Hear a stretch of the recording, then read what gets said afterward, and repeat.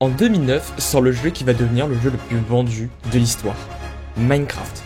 Mais presque 2 ans plus tard, un autre jeu sort qui va, sans vraiment le vouloir, devenir le concurrent direct de Minecraft. Alors aujourd'hui, embarquez avec moi pour voir l'histoire du jeu qui a failli concurrencer Minecraft.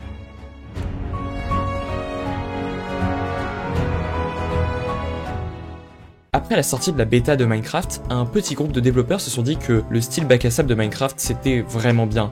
Alors ils se sont lancés dans la création de Terraria, qui sort en mai 2011, quelques mois avant la sortie officielle de Minecraft. Au début, Terraria est très bien reçu par la critique. Il fait 200 000 ventes le jour de sa sortie et atteint le top des ventes pendant 6 jours sur Steam. Après, je vous en parle, mais vous savez peut-être même pas de quoi ce jeu parle. En gros, Terraria est une sorte de bac à sable RPG en 2D. Tout est laissé à l'imagination du joueur pour les constructions avec des combats de boss plus ou moins épiques, et aussi pour sauver le monde de la corruption du cramoisi. Non, je déconne pas, c'est vraiment cramoisi la traduction de Crimson. Alors vu la description que je vous ai faite, vous allez me demander pourquoi je le compare à Minecraft. Et là vous mettez le doigt sur un point important. Enfin je veux dire, déjà c'est en 2D. Puis, c'est pas la même chose. En fait, c'est plus complexe que ça. Terraria a une formule qui se rapproche énormément de celle de Minecraft. Déjà, les débuts de partie sont presque identiques, c'est beaucoup de minage, et on mine presque de la même manière. Les deux jeux contiennent des blocs, Terraria aussi fonctionne sous forme de blocs, ça tourne énormément autour du craft, avec différentes tables de craft, c'est tout aussi développé que sur Minecraft, voire plus. Et bien plus que ça, il y a aussi des mises à jour qui rajoutent du contenu au fur et à mesure. C'est aussi un jeu en constante évolution, avec des mises à jour comme celle de la 1.3 qui rajoute énormément de nouveaux items, de craft, et même des NPC. Sans oublier que ça reste un jeu du même genre, c'est-à-dire bac à sable, où pratiquement tout est possible, bien que ce soit en 2D. Les constructions peuvent être impressionnantes, et il existe aussi l'équivalent du mode créatif. Et en termes de construction, tout est possible. Si tu veux construire au début du jeu une tour qui s'élève jusqu'à la couche maximale, tu peux totalement, et le jeu ne va pas t'y empêcher. Bref, les deux jeux ont pratiquement la même formule. Mais pourquoi Terraria peut être qualifié comme concurrent de Minecraft ? Bah la première réponse est très simple. C'est le 7ème jeu le plus vendu de tous les temps, avec plus de 60 millions de ventes en octobre 2024. Ensuite, parce que Terraria excelle là où Minecraft manque quelque chose. Terraria est assez complexe comme jeu. Alors pour comprendre pourquoi il excelle autant à certains défauts de Minecraft, il faut que je vous explique plus précisément le fonctionnement d'une partie sur Terraria. Au début on arrive et ça fonctionne comme sur Minecraft quand on connaît pas le jeu. C'est-à-dire, on est perdu. Mais vraiment. On sait pas quoi faire, mais on comprend ce qu'il faut faire grâce aux achievements qu'il y a. Et au début du jeu, c'est comme dans Minecraft. Tu vas te faire rouler dessus avant même de comprendre comment on joue au jeu. Après avoir réussi à faire son premier équipement après plusieurs morts, on avance dans le jeu grâce aux minerais. Et après, normalement, c'est le moment de Terraria où le joueur va explorer. Au début, les souterrains qui sont très riches en structures, puis les différents bâtiments que le jeu a à nous proposer, comme des ruines, des arbres géants. Et puis, généralement, il va se passer une nuit, un moment aléatoire, le premier événement de Terraria, et aussi le premier combat de boss. Le jeu offre une probabilité plus ou moins élevée d'avoir un événement, comme par exemple l'œil de Cthulhu à affronter, ou encore l'armée de gobelins qui peut venir attaquer votre base et vos PNJ. En fait, le jeu excelle sur 2,5 points. Vous comprendrez pourquoi je dis 2,5. Déjà, les PNJ. Terraria a un système de PNJ qui fait que chacun est différent. Par exemple, la zoologiste ne va pas t'offrir les mêmes choses que le tavernier. Et chacun peut être débloqué de manière différente. Par exemple, après avoir battu un certain boss ou après avoir fini un certain événement.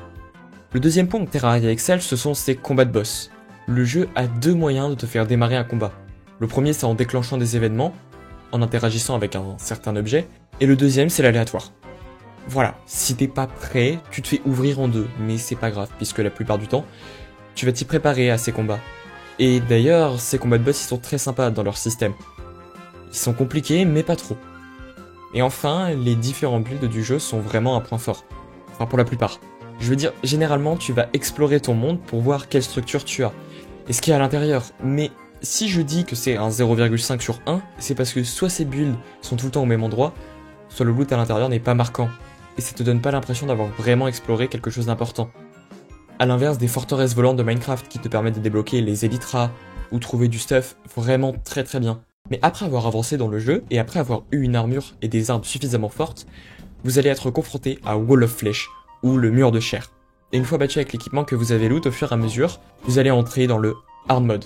À ce moment-là, vous pensez être fort, mais en fait le jeu te dit très clairement que non. Tu n'es pas assez fort, et rien que les boss du début du hard mode te cassent en 2. C'est des versions améliorées des boss d'avant. Le jeu est connu pour être difficile à certains moments, surtout pour ses combats de boss. Il y a un guide sur le wiki pour chaque boss du jeu.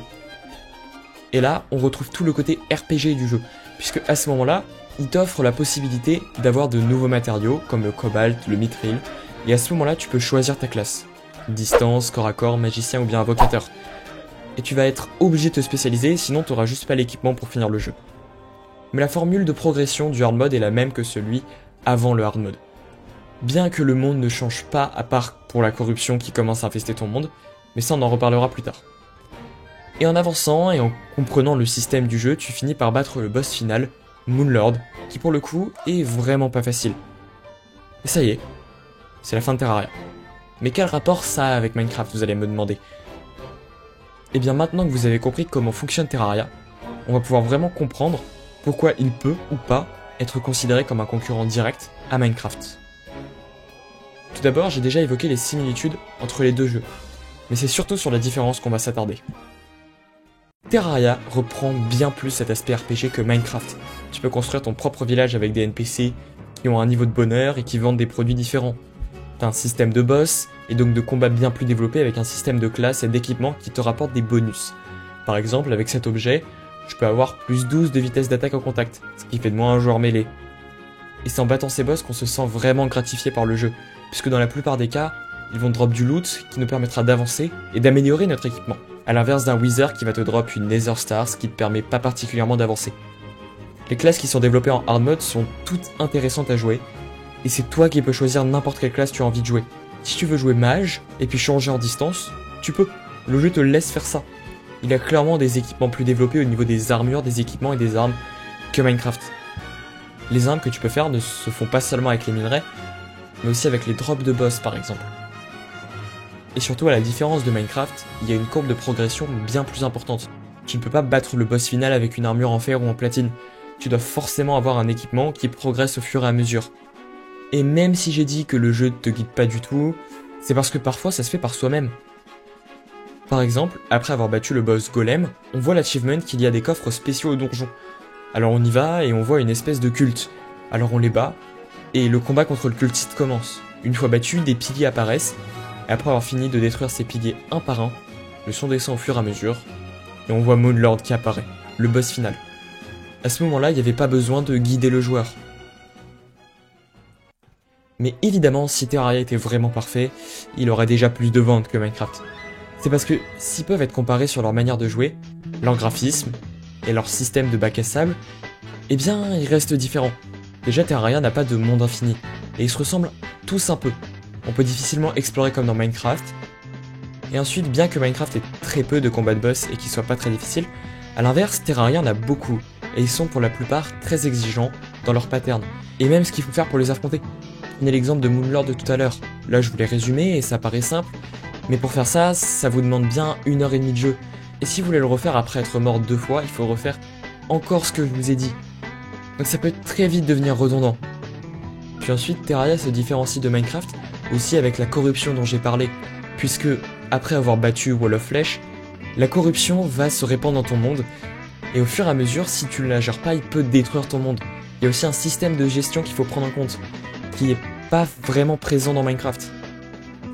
Bien sûr, les joueurs apprécient le côté création et bac à sable, mais restent assez restreints, non pas par la diversité des blocs, mais surtout par la limitation du plan, en 2D. Cela n'empêche pas les constructions imposantes comme celle-ci, mais elles restent encore loin des constructions du jeu de Mojang. Regardez par exemple ça. Il n'y a pas photo, mais c'est surtout dû à la limitation du plan. Et le PVP sur Terraria, je pense que c'est le plus gros défaut du jeu. Certaines classes ne peuvent rien faire contre d'autres. Je veux dire, vous voyez, imaginez un jeu de combat dans lequel un personnage peut courir à la même vitesse que toi, tout en spammant des projectiles. Bah, c'est juste impossible en fait. Donc Terraria est comme Minecraft, mais pas totalement. S'il a pu lui faire de la concurrence, c'est parce qu'ils se ressemblent. Mais Terraria reprend là où Minecraft a échoué, tout en changeant la formule. Le jeu de Relogic se concentre plus sur l'aspect RPG et combat de boss, avec aussi de l'aléatoire assez sympa au niveau des événements. Tandis que Minecraft se concentre plus sur de l'exploration et de la création. Puisque si Terraria est considéré comme un bac à sable, et que le gameplay qui se rapproche le plus de ce jeu est Minecraft, il reste dans l'ensemble deux jeux différents, qui se font certes de la concurrence, mais surtout parce qu'ils sont sortis pratiquement au même moment avec un gameplay plus ou moins similaire pour ce qui est de la création. Alors, le fait de jouer à l'un n'empêche pas de jouer à l'autre.